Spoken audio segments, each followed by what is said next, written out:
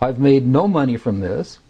I've got nothing but pain and suffering out of it, out of talking about it. I've been harassed at my home.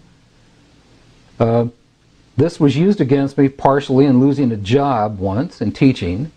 I've had a hell of a time after I've told this story, but I continue to tell the story because I think it's important for people to understand that this sort of shit goes on in the government. If their military personnel were to talk about this, they could be court-martialed, or at least threatened to be court-martialed, to get them to back down and to scare them. And other intimidations would be to hold their paychecks back, transfer them to other bases where a lot of people would not want to go to, like Alaska. These two gentlemen began to question me about this event. And I remember, you know, saying to them, they were being pretty rough, you know, about it, to be honest with you. And I remember telling them, literally putting my hands up and going, "Wait a minute, fellas, I'm on your side. You know, whoa, just a minute," because they were not really nice. They were very intimidating and made it quite clear to the point that nothing that was seen, heard, or witnessed that transpired during that was to leave this building. You not to say a word to it about your co-workers and off base. You know, just forget everything you may have seen or heard or whatever concerned with this. It didn't happen. My logbook, I never did see that again. I know we had a new logbook the next day, a brand spanking new one to start with, and that disappeared. They gave me this document where for 5 years it was absolutely out of the question. I could not leave the country under any circumstances whatsoever. And to leave the state of Virginia, I had to contact the Roanoke office of the FBI and let them know if I just wanted to cross the state line down here to go into North Carolina or just leave the state of Virginia. I had to let the FBI know about it. And that was for 5 years after I was discharged. I was arrested. I had all my gear taken from me by men in black camis, had no name tags. They were older men, probably in their late 30s or 40s. There were other people, I guess they were government, I don't know. They were there and they had containment suits. And then they took me, they put me on a cot that they had, and they had me cuffed with those, they had me cuffed both hands down, and then they had my my legs tied together with those plastic fasteners that the police use. And they had a lieutenant colonel from the Air Force, and he did not identify himself. He might have, I just don't remember. And he told me, you know, if we just took you out in the jungle, you know, they'd never find you out there. And I'm like, well, and you know, I didn't want to say, you know, I didn't want to test him to see if he'd really do that. So I said, yeah. And he's like, you got to sign these papers, and you never saw this, and I don't exist, and this situation never happened. And if you tell anybody, you know, you'll just come up missing. And he was a real abrasive, just a cynical asshole, I guess is the best way to put it.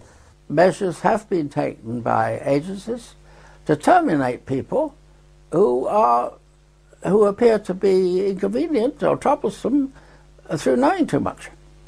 I would go interview people that claimed they had seen something and try to convince them they hadn't seen something, or they were, you know, hallucinating or something. Well, if that didn't work, another team would come in and give all the threats and threaten them, their family, and so on and so forth. And they would be in charge of discrediting them and making them look foolish or so on and so forth. Now, if that didn't work, then there was another team that put an end to that problem, one way or the other. Secretary of Defense Forstall was the first real powerful known person that was eliminated because he was going to release the information.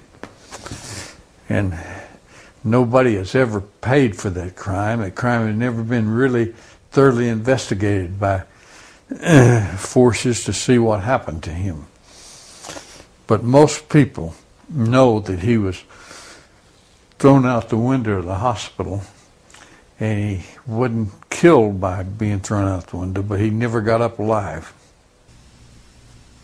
He was talking about being erased. And I said, man, I said, what do you mean erased? He said, yes. He said, you will be erased. I said, how do you know all this?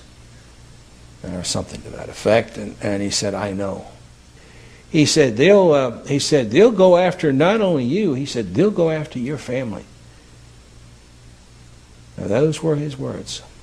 And they're yelling at me, and they're hollering and cursing, and you didn't see anything, you know, and we'll do you and your whole goddamn family. And they're you know, it was basically that for about 8 or 9 hours. These guys, they're just off on their own. There's no oversight, no control. They just do whatever they want. They don't, I mean, and they're evil, man. These people are evil. In the military, they do ridicule you, because I was ridiculed a few times. I was told I would never make Master Sergeant. I was on orders for tech, but I was told I would never make Master Sergeant if I brought this crap up again. The pilots that had seen things and talked about it, some of them were let go. Some of them released from their flying and treated as nutcases and things like that. I don't know, it's sort of strange, but we send people to prison. We send people to their death because of eyewitness accounts of crimes. Our legal system is based on that to a large degree.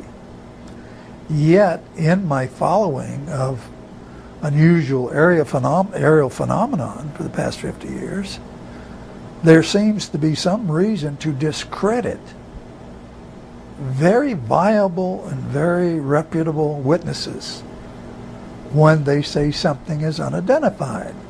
Now, one of the things that I've found is that the way it's been kept secret to a big extent is the fact of through ridicule.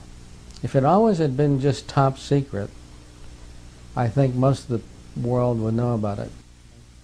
At times I used to carry nuclear weapons. In other words, I was mentally fit to carry nuclear weapons, but I'm not mentally fit if I see a UFO. Well, this criticism and this ridicule has, I think, done more to keep the story coming out than almost anything else.